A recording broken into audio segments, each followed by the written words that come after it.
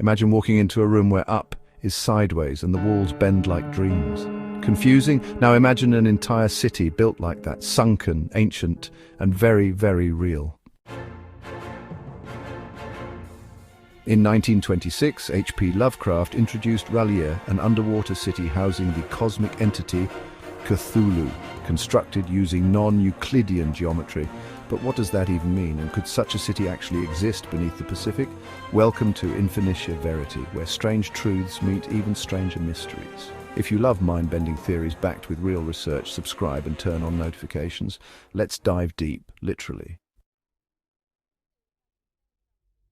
Our story takes us deep into the murky currents of the South Pacific Ocean, a place both vast and vastly unexplored. Somewhere within this aquatic wilderness, fiction claims, lies the sunken city of R'lyeh, a place where Euclidean logic breaks down and reality itself warps like a Salvador Dali painting left out in the sun.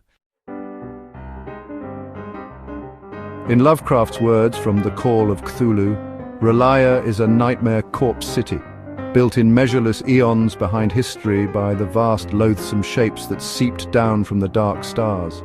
Its architecture defies known geometry, non-Euclidean as he describes, where the angles were all wrong and simple spatial rules collapse. But Lovecraft wasn't just making stuff up, he was reading. In the early 20th century, non-Euclidean geometry was a hot topic in both scientific and artistic circles.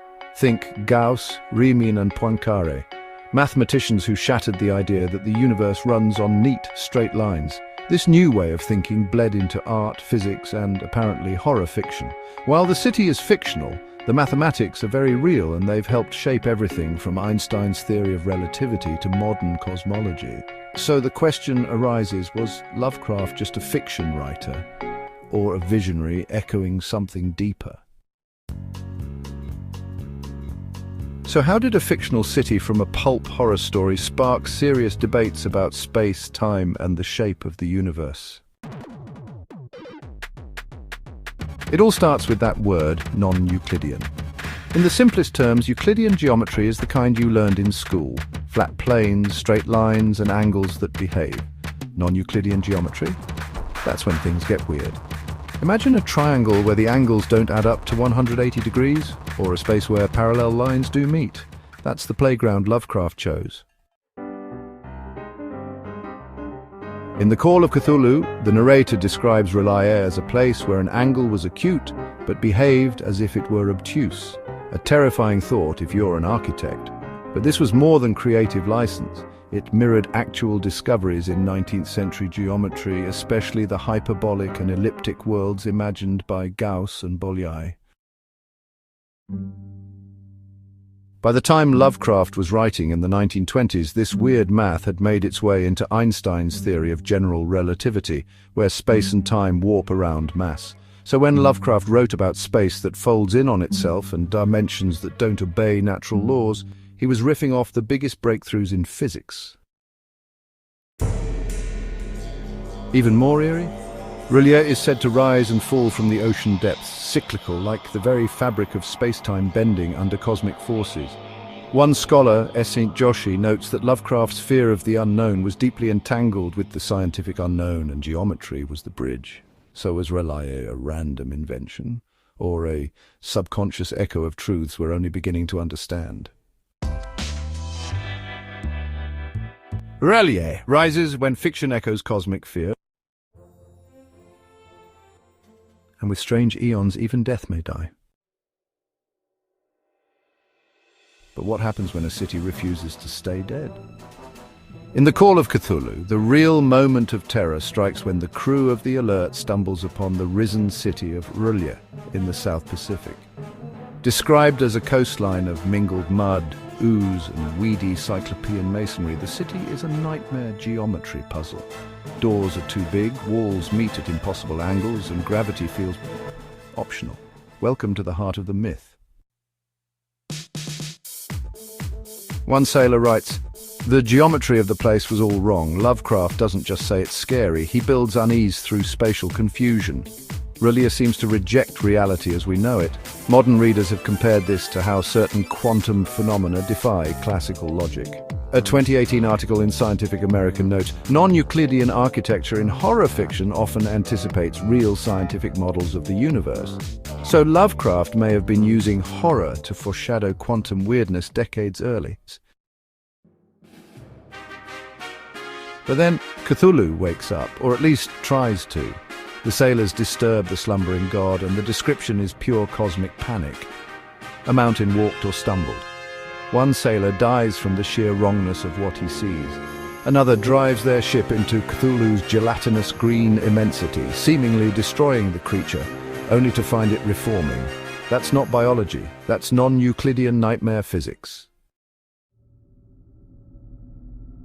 Then Relia sinks again. The stars, no longer right, pull it beneath the waves. Like a mathematical anomaly correcting itself, the universe snaps back into place, but not before leaving a permanent psychological scar on anyone who glimpsed it. And here's the kicker. Lovecraft places Relia at 47 degrees 9 minutes south, 126 degrees 43 minutes west, in the middle of the South Pacific, far from any known landmass. This coordinate has fueled endless speculation. Is it pure fiction or a veiled reference to something real and hidden? The idea of a submerged city with impossible architecture and sleeping gods. It taps into a primal fear that the universe isn't built for us, and if geometry itself can turn against us, what else can? The madness we inherited. So, what happened after Relia vanished beneath the sea once more? On the surface, nothing. The stars weren't right anymore, and Cthulhu went back to sleep. But the psychological ripple, that never stopped. The lone survivor of the expedition, Gustav Johansson, returns home traumatized. He doesn't speak of what he saw until much later, and even then only in a private manuscript. He writes it would be merciful if the world could not comprehend the meaning of such glimpses. That's Lovecraft's core legacy, not just horror from monsters, but from understanding. This concept, knowledge as a form of madness, echoes through horror and science fiction. Scholar St. Joshi writes, Lovecraft inverted the Gothic tradition. He didn't fear death, he feared truth.